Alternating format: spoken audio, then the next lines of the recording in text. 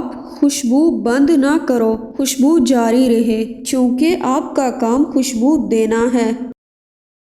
آپ کا ایک ایسا استاد ضرور ہونا چاہیے جس کی بات اگر ظاہری طور پر آپ کو سمجھ نہ آئے تب بھی آپ اسے مان لیں۔ آباد شہروں میں ایک اور شہر بھی آباد ہوتا جا رہا ہے، اور وہ شہر ہے قبرستان۔ آپ کا ہونا آپ کی اولاد کے لیے باعث رحمت ہونا چاہیے، اور آپ کا ہونا آپ کے والدین کے لیے ندامت نہ ہو۔ آج کا انسان سکون کی خاطر آسمانوں کے دروازے کھولنے چلا گیا ہے، لیکن اس سے دل کا دروازہ نہیں کھلتا۔ آج کل روزگار تعلیم سے نہیں، تعلقات سے نصیب ہوتا ہے۔ آرزو ممکن ہو یا ناممکن، انتظار آرزو کا مقدر ہے۔ آپ تقاضا چھوڑ دیں، شکایت کرنا بند کر دیں اور گلہ بند کر دیں تو زندگی آسان ہو جائے گی۔ اپنی اولاد کو ہم بہت کچھ سمجھانا چاہتے ہیں لیکن وہ نہیں سمجھتی۔ ہماری اولاد بھی ہمیں بہت کچھ سمجھانا چاہتی ہے لیکن ہم نہیں سمجھتے۔ اپنی مصروفیت کا جائزہ لو، کیونکہ آپ کی مصروفیت گمراہ بھی ہو سکتی ہے اور آپ کی مصروفیت عبادت بھی ہو سکتی ہے۔ اپنی ذات کے ساتھ جھگڑا نہ کرو، اپنی ذات کو آسان رکھو اور یوں اپنی نیند کو پریشان نہ کرو۔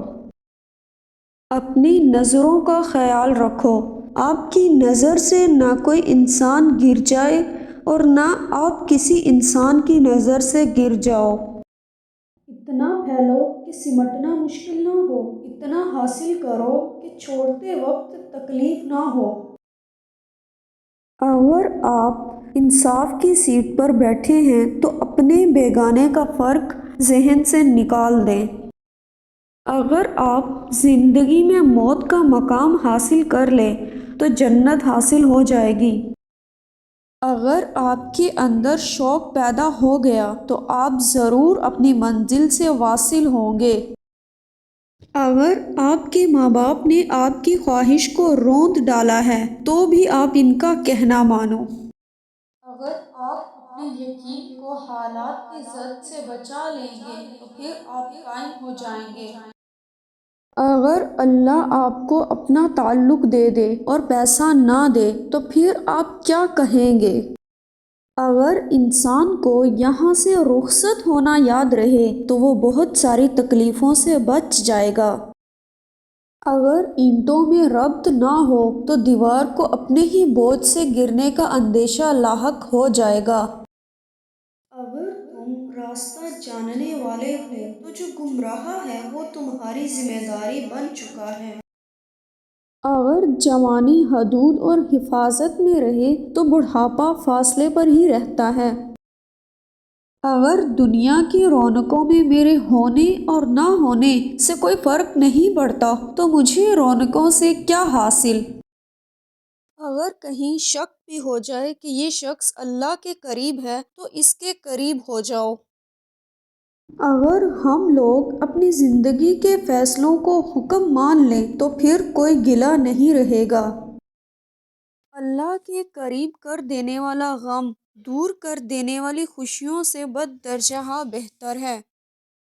انسان اپنے راستے پر صحیح سفر کر رہا ہو تو بھی اسے کسی اور غلط روی سے دوچار ہونا پڑتا ہے۔